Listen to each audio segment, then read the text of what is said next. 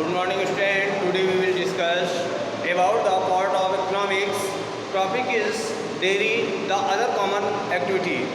जैसा कि हम जानते हैं कि जो पालमपुर था वो एग्रीकल्चर बेस गांव था, जहां पर एग्रीकल्चर में जो है 75% लोग जो है खेती करते थे। लेकिन खेती के साथ साथ जो है और भी एक्टिविटीज गांव में थी। कुछ जो थे दुकानदार थे जो सामान को जो है गांव से शहरों से ख़रीद करके गांव में बेचते थे। तो और कुछ जो है वो अपनी दुकानें खोलते थे अपने घर के पास में, ठीक है, जहाँ पे रोड होते थे तो वहाँ पर वो दुकानें खोल करके पैसा कमाते थे। तो ठीक उसी प्रकार से और भी एक्टिविटीज़ थी उस गांव में, अदर कॉमन एक्टिविटीज़ थी, जो कि उनमें से डेयरी जो था वो कॉमन एक्टिविटीज़ था। वो डेयरी जो था जो कि दुग्ध उत्पादन से संबंधित उद्योग होता है, तो इसके बारे में जो है ये कॉमन एक्टिविटीज़ थी पालमपुर गांव की। Dairy is a common activity in many families of Palampur. People feed their buffaloes on various kinds of grass and jowar and bajra that grow during the rainy season. जो गांव था पालमपुर, वहाँ पे बहुत सी फैमिलीज थी गांव में जो जिनकी कॉमन एक्टिविटी वो डेयरी थी। तो डेयरी जो थी, dairy activity is the other common activity थी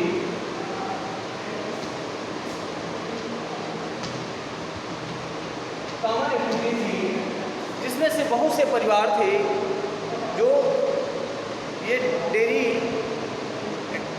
डेयरी जो है डेयरी उद्योग करते थे। तो people feed there buffaloes on various kinds of grass. जो वहाँ के लोग थे वो अपने बफेलोस को विभिन्न प्रकार की अनेक प्रकार की घास और ज्वार बाजरा ये जो है रेनी सीजन में उगाते थे और उनको खिलाते थे। कौन कौन सी? ग्रास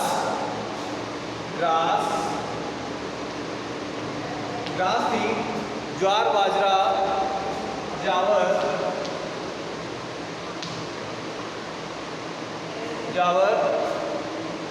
एंड बाजरा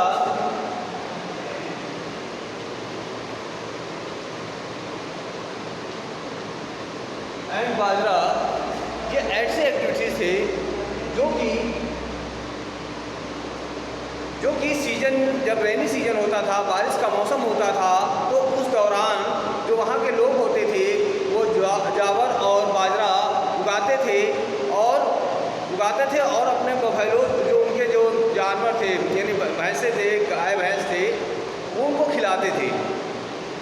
तो the milk is sold in Rajganj. तो उससे क्या होता था, वो खिलाते थे अपने जानवरों को और उनसे उनको क्या मिलता था? मिल्क मिलता था। क्या मिलता था? मिल्क मिलता था। तो milk is sold in Rajganj. जो उनसे मिल्क मिलता था तो उसको कहाँ बेचते थे? रायगंज में बेचते थे।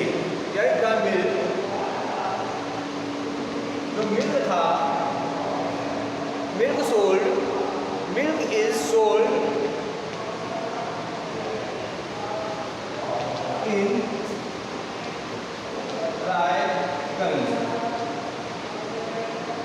रायगंज में उसको क्या करते थे? बेचते थे।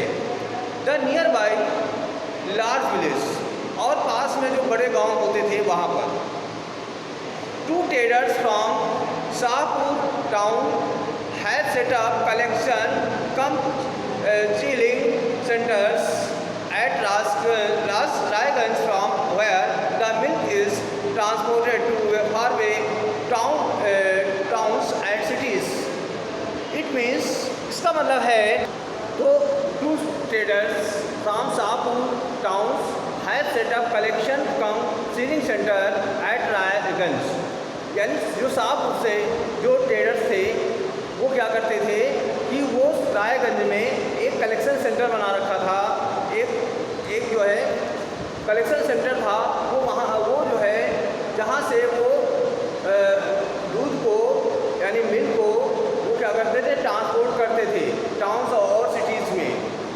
इट मीन्स जो रायगंज था वहाँ पर जो है टू ट्रेडर्स सात के जो थे उन्होंने क्या किया था कि वहाँ पे सेंटर जो है यानी एक कलेक्शन सेंटर स्थापित किया था रायगंज में, जिससे कि वहाँ से जो है दूध जो मिल्क था उसको टाउन्स और सिटीज़ में दूध जो है ट्रांसपोर्ट किया जाता था। तो इस तरह से जो मिल्क था वो इस तरह से जो है डेयरी एक्टिविटीज़ थी जो पालमपुर की अदर एक्टिविटीज़ थी। तो वो जो है वो जो मिल्क था वो सिटी या टाउन में जो है ट्रांसपोर्ट किया जाता था, दूर दूर तक उनको भेजा जाता था। इसके पश्चात जो है an example of small scale manufacturing इन पालमपुर, एक एग्जाम्पल था मैन्युफैक्चरिंग का आ small scale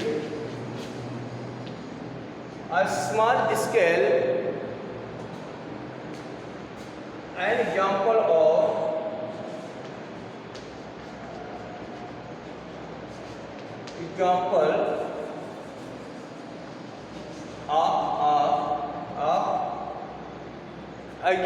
of small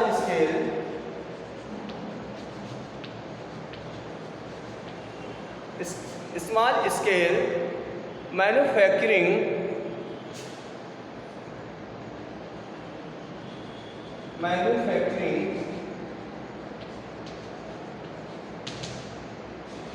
small scale manufacturing in Palanpur.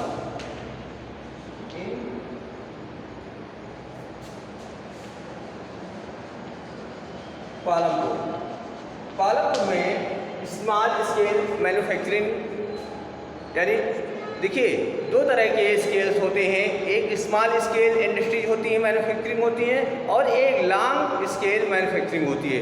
तो यहाँ पे क्या था, यहाँ पे स्मॉल स्केल मैन्युफैक्चरिंग थी यानी छोटी छोटी जो है इंडस्ट्रीज थी। तो उसमें जो है गुड्स को यानी वस्तुओं को बनाया जाता था। तो at present less than 50 people are engaged in manufacturing Palampur, unlike the manufacturing that take place in the big factories in the towns and cities. It means all present time में कम से कम जो है 50 यानी 50 पीपल्स की मैन्युफैक्चरिंग वाली जो है छोटी छोटी यूनिट्स थी, इकाइयाँ थी जो बड़ी बड़ी फैक्ट्रियों में बदल रही थी, बिग फैक्ट्रीज में कन्वर्ट हो रही थी, बदल रही थी उस कस्बे और सिटीज़ में। वो छोटी छोटी यूनिट्स थी जहाँ पर 50 यानी 50 लोग जो है काम करते थे, और धीरे धीरे जो है उनमें जो है वो इंडस्ट्री जो थी वो बिग फैक्ट्रीज में बन रही थी। तो क्या हुआ कि क्योंकि आपको पता है कि जो पालमपुर है वो एक डेवलप्ड गांव था, एक विकसित गांव था, और मैन्युफैक्चरिंग इन Palampur involve very simple production method. यहाँ जो पालमपुर में मैन्युफैक्चरिंग होती थी, विनिर्माण कार्य होता था, वो सिंपल प्रोडक्शन मेथड से किया जाता था। तो इस तरह से तो यहाँ पे क्या था, यहाँ पे जो स्मॉल स्केल इंडस्ट्रीज थी और वो उनको जो है वो धीरे धीरे जो है वो बड़ी फैक्ट्रीज में कस्बे और जो आपकी वहाँ आसपास की जो सिटी थी वहाँ पे काफ़ी डेवलप हो रहा था। They are carried out mostly at home और in the fields with the help of family labour. कहने का मतलब है कि वो वहाँ पे जो मोस्टली जो है ये घर पे भी कार्य करते थे और घर में ही जो फैमिली के लोग होते थे उनकी सहायता से जो है गुड्स को बनाते थे। तो रेयर आर लेबर्स हेड, और इस तरह से वो जो है तो इस तरह से इसमें जो है Misri Lal has purchased a mechanical sugar cane crushing machine run on electricity. जो मिस्री लाल थे उन्होंने एक शुगर क्रशिंग यानी जो गन्ना पेड़ने वाली मशीन है उसको उसने ख़रीदा, और ये जो मशीन है वो इलेक्ट्रिक के यानी विद्युत से यानी बिजली से चलती है। And has set it up on his field, और उसने उसे अपने फील्ड में, अपने खेत में उसको स्थापित किया।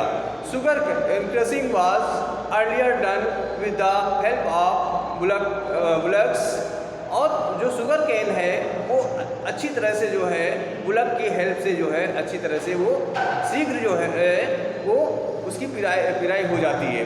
बट लेकिन people prefer to do it by machines, लेकिन लोग जो है इन दिनों क्या करते थे, वो बैलों से उसकी पिराई करना पसंद नहीं करते थे। और किसे पसंद करते थे, वो जो है वो प्रेफर करते थे किसे, मशीन के द्वारा, मशीन से पिराई उन दिनों को लोग जो है पसंद करते थे। तो Misri Lal also buys sugar cane from other farmers, तो जो मिस्री लाल था वो दूसरे किसानों से शुगर केन खरीद लेता है and process it into jaggery, और उसे प्रोसेस करता है जगरी में, और jaggery is then sold to traders, और वो जगरी जो होती थी उसको जो है ट्रेडर्स को, शाहपुर के ट्रेडर्स को बेच देता था। इन द प्रोसेस मिस्री लाल मेक आ स्मॉल प्रॉफिट, जब वो बेचता था तो उसको स्मॉल प्रॉफिट भी होता था। तो इस तरह से जो है आपने जो है इसके बारे में समझा कि जो कॉमन एक्टिविटीज़ थी वो डेयरी फार्म था, डेयरी उद्योग था जो कि मिल्क से संबंधित था, और दूसरा जो रूप आपको दिखाई दिया है यहाँ पे शुगर केन मशीन, जो कि शुगर केन यानी जो गन्ने की पिराई से संबंधित था, जिसके बारे में मैंने मिस्री लाल के बारे में मैंने बताया है। तो आई होप आपको ये चीज़ आपको क्लियर हो गई होगी। तो इसी के साथ में अब तो इस तरह से आज का होमवर्क है 13 question. What is dairy a common activity, dairy एक सामान्य कार्य क्यों है। राइट आंसर लिखेंगे इसको। Why does Misri Lal buy a sugar cane crushing machine, Misri Lal गन्ना पिराई मशीन क्यों खरीदता है। Question number 3, what character did Misri Lal need to set up his jaggery manufacturing unit, jaggery manufacturing unit के लिए मिस्री लाल को किस प्रकार की पूंजी की आवश्यकता थी। तो ये 3 क्वेश्चन हैं, तीनों के आंसर अपने आप लिखेंगे और लिख करके इनको सेंड करेंगे। इसी के साथ ये टॉपिक एंड होता है।